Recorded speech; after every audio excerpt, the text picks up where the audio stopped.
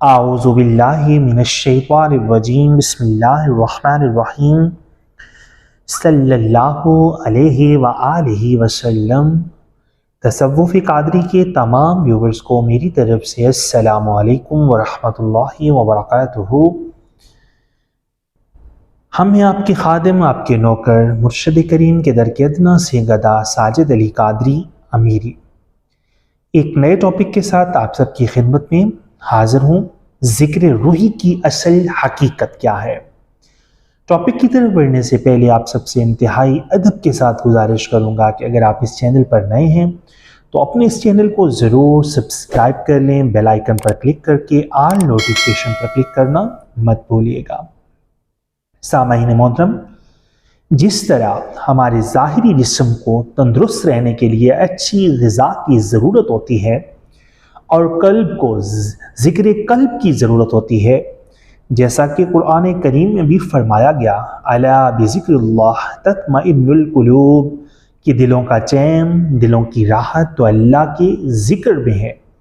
بالکل اسی طرح ہماری روح کو بھی تندرست و توانا اور لاہوت مکان کا مشاہدہ اور اللہ کے دیدار کے لیے خوراک کی ضرورت ہوتی ہے، اور وہ خوراک کیا ہوتی ہے؟ روح کا ذکر، جو جسم کو فنا کرتا ہے ذات حق میں اور روح کو بقا اور روح کو حضوری بخشتا ہے، جیسا کہ حضرت سلطان باہو رحمت اللہ تعالی علیہ فرماتے ہیں کہ روح محمد صلی اللہ علیہ وآلہ وسلم کی حقیقت یہ ہے کہ آپ صلی اللہ علیہ وآلہ وسلم کی روح پوری کائنات کا خلاصہ ہے، بس اس خلاصے تک رسائی بھی ہمیں ذکر روحی سے جا کے نصیب ہوتی ہے۔ سامعین محترم، ذکر دو طرح کے ہیں۔ پہلا ذکر زبانی ہوتا ہے اور ذکر کرنے والے کو اس ذکر کی عادت ہوتی ہے اور وہ زبان سے یہ ذکر کرتا رہتا ہے، لیکن نفس کو زیر نہیں کر سکتا، بلکہ نفس اپنے ذکر میں مزید میں بہت بڑا عابد ہوں کا شکار ہو جاتا ہے اور یہ ذکر روح پر اثر نہیں کرتا۔ سامعین محترم، روحانیت روح سے ہے، اور جو چیز ہماری روح کو لذت نہ دے گی، ہمیں روح سے روحانیت نہیں حاصل ہو سکے گی۔ دوسری قسم کا ذکر زبان کے ساتھ ساتھ دل میں بھی ہوتا ہے، لیکن یہ ذکر بھی ظاہری ہوتا ہے، جیسے اللہ ہو، یہ ایک ظاہری ذکر ہے، اور اس ذکر کی تاثیر اور روحانیت اس کے اندر پوشیدہ ہے، جو کہ صاحب راز مرشد کے پاس سے ملتی ہے۔ ایسا ذکر کرنے والے پر بھی روحانی مقام نہیں کھلتے۔ سامعین محترم، تیسرا ذکر روحی ہوتا ہے، کیونکہ ذکر کی اصل کیفیت اور ذکر کی روح مرشد کامل کی سینہ سے طالب کو نصیب ہوتی ہے، اور یہ زبان سے بالکل بھی نہیں ہوتا۔ یہ عشق کا وہ ذکر ہے جس کے بارے میں اقبال نے کہا کہ مکتب عشق کا دستور نرالا دیکھا، جس نے سبق یاد کیا اس کو چھٹی نہ ملی۔ جب یہ ذکر روحی روح میں عشق کی تاثیر کو زندہ کرتا ہے تو روح کے اندر 14 طبق روشن ہو جاتے ہیں، اور پھر وہ روح جناب حضور علیہ السلام کی روح کو پہچان لیتی ہے اور آپ کا دیدار بھی کرتی ہے۔ سامعین محترم، ذکر روحی ایسا ذکر ہے جس کی کوئی انتہا نہیں۔ اس ذکر کی اور اس کے ذاکر کی مثال حضرت نوح علیہ السلام کی کشتی کی طرح ہے۔ ذکر روحی سے روح پر ایک عجیب قسم کا نور نازل ہوتا ہے جو سالک کے ظاہر و باطن کو گھیر لیتا ہے۔ اس کی آنکھ روشن ہو جاتی ہے، وہ ازل تا ابد مشاہدہ کرتا ہے اور صاحب اسرار ہوتا ہے۔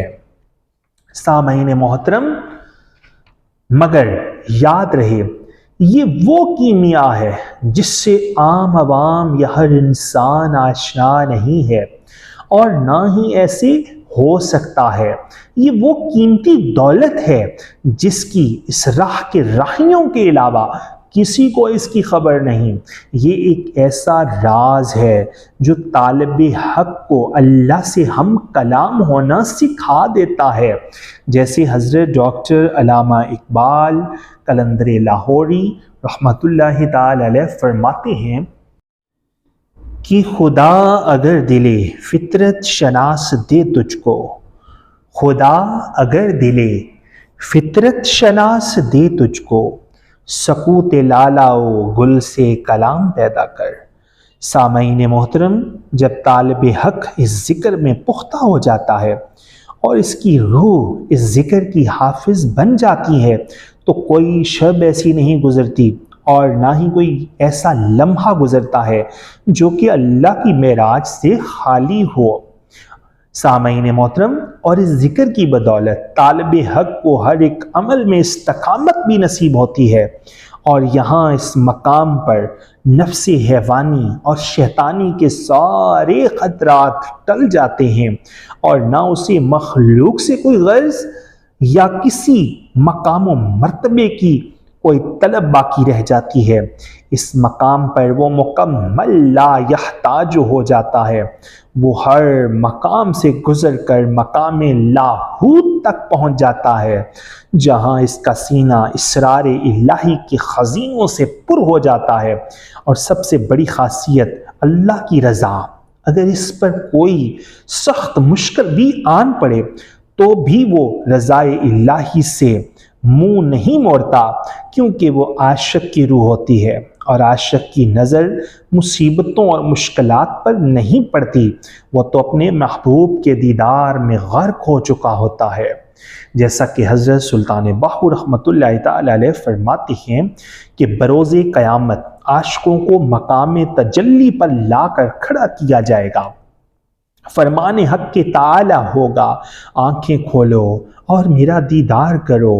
ہر عاشق کو 1000 بار حضور حق میں پیش کیا جائے گا اور ہر بار تجلی کی جائے گی، مگر جب بھی تجلی ہوگی وہ بے ہوش ہو جائے گا اور 70 سال تک بے ہوش پڑا رہے گا۔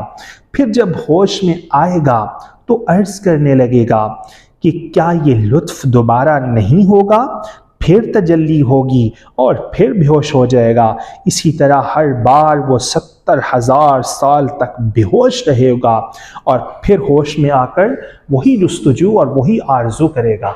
سامعین محترم، طالب حق کو چاہیے کہ اول یقین کی منزل پر قدم جمائے، کیونکہ حضرت ڈاکٹر علامہ اقبال قلندر لاہوری رحمۃ اللہ تعالی علیہ فرماتے ہیں کہ جو یقین کی راہ پر نکل پڑے انہیں منزلوں نے پناہ دی، جنہیں وسوسوں نے ڈرا دیا وہ قدم قدم پر بہک گئے۔